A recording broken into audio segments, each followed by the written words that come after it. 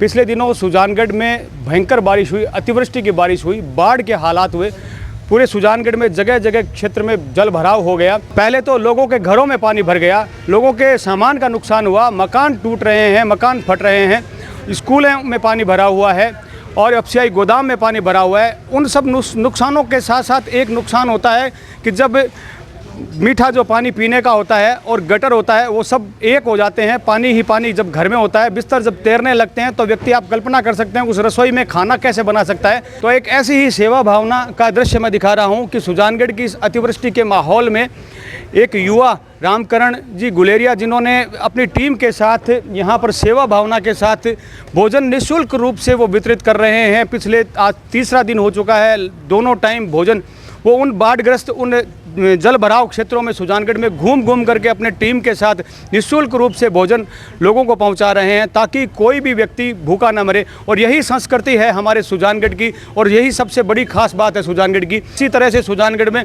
बहुत सारे ऐसे व्यक्ति हैं, भामाशाह हैं, जिन्होंने सहयोग के लिए हाथ बढ़ाया, और एक ऐसा ही कार्य मैं दिखा रहा हूँ। भोजन तैयार किया जा रहा है, गर्मा गर्म पूड़ी और सब्जी तैयार की जा रही है, भोजन के पैकेट तैयार किए जा रहे हैं। उन सभी क्षेत्रों में भोजन वितरित किया जा रहा है निःशुल्क रूप से, जहां पर जल भराव क्षेत्र है और जहां पर पानी भरने से, घरों में पानी भरने से खाना बनाना दुभर हो चुका है।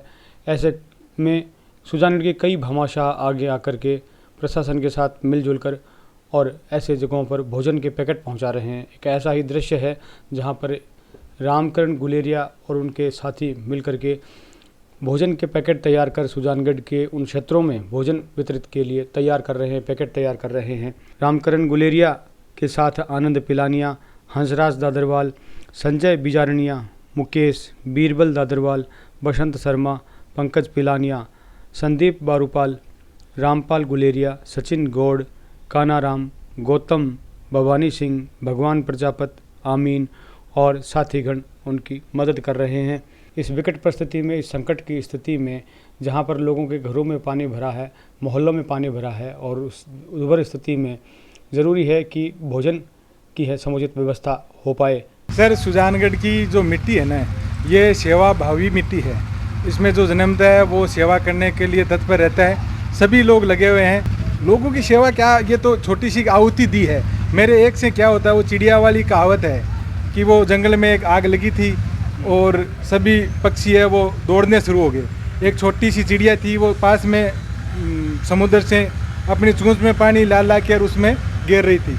तो दूसरे जानवरों ने बोला कि आप ये क्या कर रहे हो, आपके अकेले से प्रयास से क्या होगा।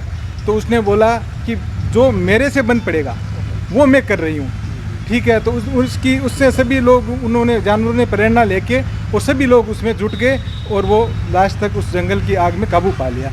मैं तो जयपुर रहने की वजह से पिछले 3 दिनों से ये सेवा करी है। आज हमारा ये, क्योंकि सब जगह जा रहे हैं तो स्थिति नियंत्रण में है।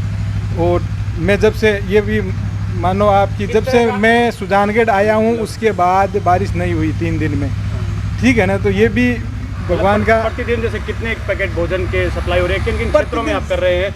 बारिश तो आप नहीं रोक सकते, लेकिन इस आफत को कम करने की कोशिश आप कर रहे हैं। कोशिश, हाँ, छोटी सी आहुति लगाने की कोशिश करी है। प्रतिदिन लगभग 700-800 पैकेट के आसपास हमने वितरित किया है। और ये 3 दिन का जो कार्यक्रम था, आज अब जब सुबह से फ़ोन आने भी कम हो गए, यहाँ से लोग नंबर दिए हुए थे बाकायदा कि भाई कोई यहाँ से जेएस के गार्डन से भी आके ले जाओ। जहाँ तक हम पहुँचने का हमने भी प्रयास किया और जहाँ तक पहुँच पाए हमने देने की कोशिश करी। सब जगह तो सुजानगढ़ 1 लाख की आबादी है, सब जगह तो नहीं पहुँच पाए, लेकिन फिर भी जितना हमसे, हमारी टीम से जो बन पड़ा वो हमने करने की कोशिश करी।